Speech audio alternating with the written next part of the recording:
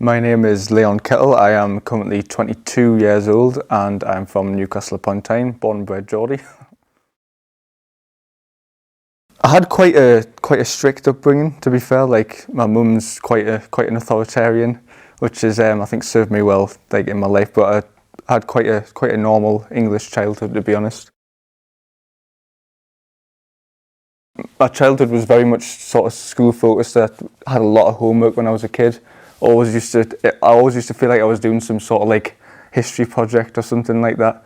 And my childhood was pretty much that and me jumping around, and I still jump around today.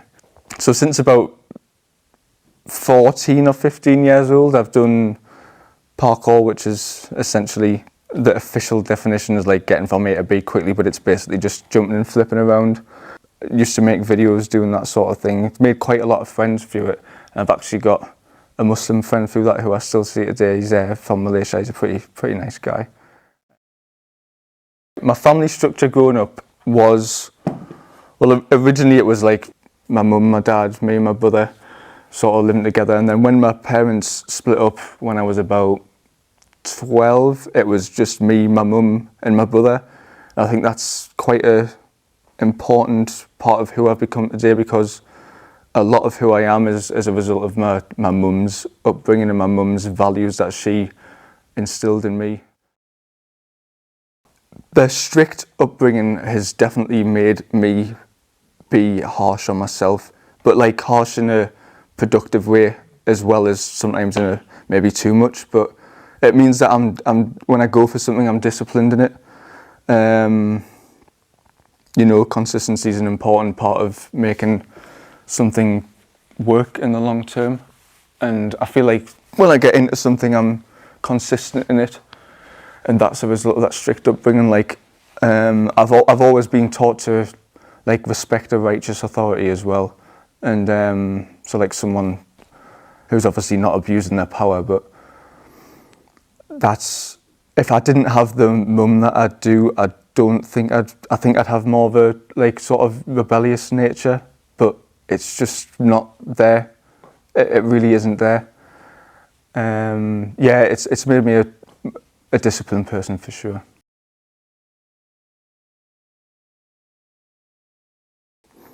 So in regards to the religion, like that I grew up around, there's the sort of stereotypical, I want to say like bumper sticker Christian sort of element, because I would say at the time when I was growing up, that's how my mum might have identified herself, as a Christian, but beyond that, maybe nothing else. My mum talked about religion a lot. Religion was a topic that was always on my mind, especially like when I reached the ages of 13 or 14, but I wasn't baptised. I wasn't raised in sort of the presence of anyone praying or anything like that. The exception is that my auntie is quite religious, but she lives in South Africa, so I never got to see that. So my first ever interaction with Islam that I can sort of clearly recall was with a good friend who I had, who was a Muslim, and he was a very strong Muslim, as in he practiced, he had I feel a clear understanding of what the foundations of Islam was at quite a young age. Or that's what my perception was at the time. So that was when I was about 14. The first time 14 was probably the age where I first ever really thought about things like, why do we exist? Is there any sort of collective purpose to humanity? What's morality? Those sort of things. And we had this sort of like a rows of two in RE class, and me and the Muslim friend sat together, and there was a couple of other friends that we knew that sat in front of us, and we would often sit for like the time where we weren't doing the work, discussing those questions of morality, like what are the questions of the purpose of life. And that is what first brought me to learn about Islam. Within the space of a few weeks, the questions of what's the purpose of life came to be, what's Islam all about? What is this religion that I've not really heard too much about. And we had a lot of discussions about that, and it was actually in classes where we were learning about Hinduism where I asked that, so I can't really remember too much about Hinduism because I spent so much time talking about Islam.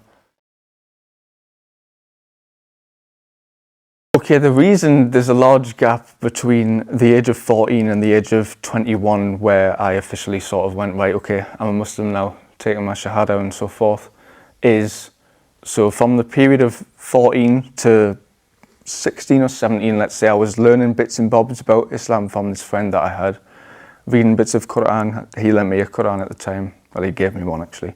Yeah, I learned a lot about Islam in those 3 years, but at the same time I had a girlfriend who I was quite serious about, and it was from the start, like from the very start of learning about Islam, I also had that girlfriend, so it was weighing up. The two couldn't exist together, and I became aware of that the more time came to pass.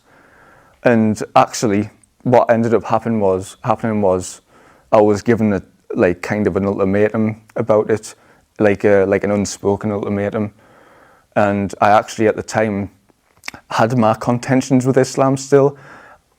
I'd never really went to the mosque or anything at that time because I was a kid, and my mum was concerned about it because she knew that I was impressionable still. She was like, learn bits but take it slow, take it easy. So I still had contentions. I remember I always used to think about why women inherited less than men. I never could understand that when I was like 15 years old, naturally, I suppose. So I collected these contentions together and put them as a reason why I would sort of choose my girlfriend over the religion at the time. So that's what happened when I was 17. I kind of just left it. So as soon as I made the decision to essentially put my girlfriend before the religion that I was becoming very familiar with, that things started going downhill. The relationship had some very serious things that happened in it, and it went to dust within about 6 months. And then I went to uni straight after that, got into another relationship really quickly after that, and then exactly the same thing in a different way happened with that relationship. So that's when I'm about 20 years old, and I thought, the cycle's repeating itself here. And then it nearly did again, and I thought, right, it's about time I look into Islam again, because since I made the decision to put it on the back burner, things had not been working out how I'd wanted to. I didn't feel a sort of contentment with my life in the way that I had back then. The turning point where I realised that Islam was the truth and what I wanted to follow in my life was during lockdown. Lockdown, I believe, was the reason that I was brought towards that. Like, it forced me to slow my life down, because naturally I'm a person who likes to just sort of have life at a high pace. And it really forced that slowing down of life and reflection. So I think I had sort of 2 points in my life where I was like ready to take the plunge, but in 2 different ways in terms of coming to Islam properly. The first one was in the lockdown. I had obviously had that time when I was in school where I'd learnt about the religion, and the fact that the concept of Tawheed, of the oneness of Allah, was so important to Islam. I feel like if that wasn't the way it was, I wouldn't have accepted the religion, because I've always really believed in a God, but I've never understood God's representation in any religion other than Islam, or I've never agreed with it, so to speak. So that was a big sort of plunging moment. And the more I learnt about that in a formal manner in lockdown, the more I was like, this is the religion I want to sort of, the more I was like, this is the religion I want to be a part of. The second plunger moment was when I actually started to go to the mosque.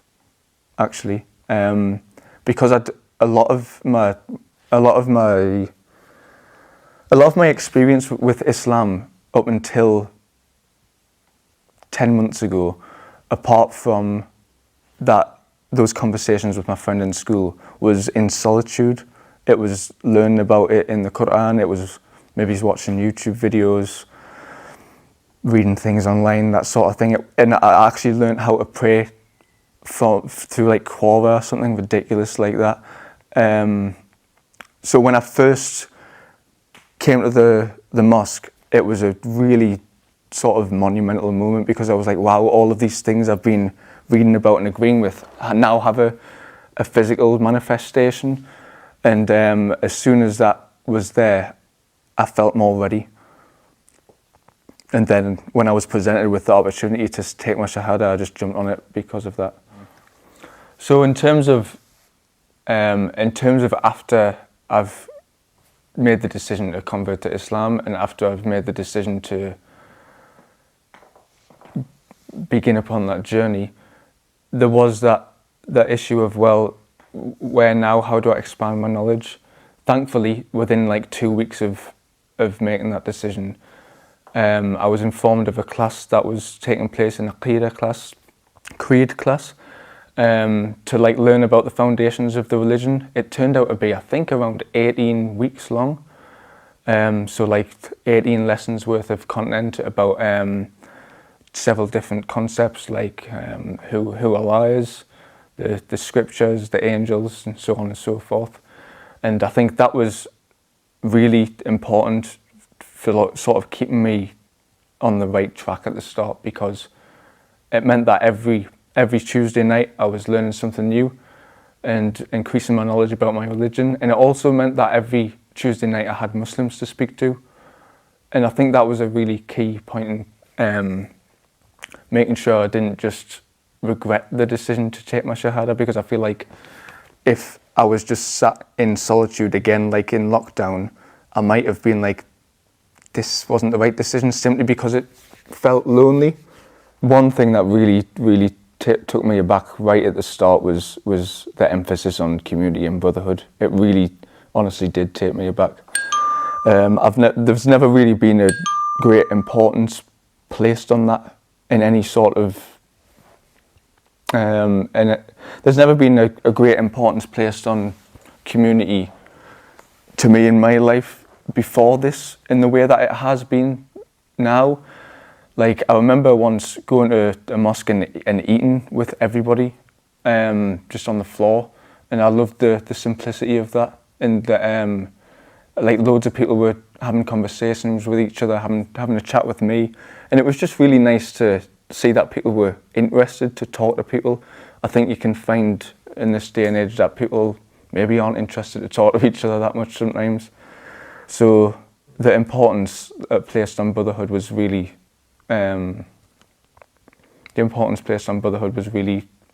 warm. It was really nice. I enjoyed it at the start. My advice to people who are thinking about religion, or who have just had a moment in their life where they've slowed down and stopped and wanted to reflect, is to really be honest with yourself about who you are and who you could be.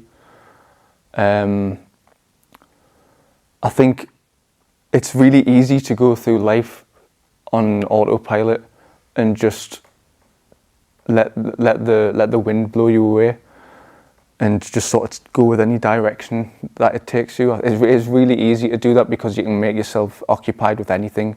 You can give yourself any sort of purpose and never think twice. But for anybody who is thinking twice, just assess your situation from where you are now, honestly, and think about what it is you want out of life. And the majority of people, after thinking about that question, will answer something like happiness or truth. And happiness comes from truth, so seek the truth. My advice as a revert to Islam, to other reverts to Islam, would be go to the mosque. Just go. I think it's very easy to just get overwhelmed with things at the start, and that can make you want to just take it easy on your own and just never go back to the mosque. Sometimes I think for myself, I found that there was certain times where I just really didn't feel like going out and getting there. But if you go to the mosque regularly and communicate with people who ultimately believe the same things as you, think the same things and have similar goals, you're going to feel stronger and more confident. So advice number 1, go to the mosque. Advice number 2, take things at your own pace. Don't feel like you need to do everything in one day. Just make sure you're doing something. Don't like, there's a balance between complacency and being overly critical of yourself. And I think that if you learn how to be honest with where you are in terms of your relationship with Allah, that's the best advice I would give, I think. My advice to born Muslims, again, would probably be twofold. The first piece of advice, which is kind of just a little bit of a joke actually, is just treat reverts like normal people. I feel like born Muslims can sometimes like make too much of a big deal about reverts and give them too much credit. Like I've received credit for things which I shouldn't be receiving credit for. So that's one little funny piece of advice, I suppose. But the other piece of advice I would give is don't feel any shame, like especially if you're a young person who doesn't really know anything about the religion that they've been born into. That could have a lot to do with culture, the parents that you have, blah de blah de blah. It could be many factors. So don't be too harsh on yourself if you don't feel like you're as strong of a Muslim as you would want to be. Just start today. I think the one main lesson that I've learned from life that sticks out when I think about it is that every day and every moment that passes by is a chance to do the thing that you've wanted to be doing for however long. Like, if you've wanted to start learning a new language, if you've wanted to learn more about your religion, if you've wanted to go to a new restaurant, every single day that passes by is a chance to do that thing. And as an extension of that, every day is a chance to make up for the past. Every day is a chance to take advantage of the time that you have. And every day is a chance to make a difference for the future. I think that it's so easy to forget that. And it's easy just to it's easy to take time for granted as well. And if you can be reminded of the preciousness of time in two ways, either that in like the negative sense that time's running out and you've only got today granted, or in the positive sense that like today is as good of a chance as tomorrow is. So yeah, I think that's something that I keep learning again and again and again in the same way and then in different ways. So I really like that lesson. Yeah.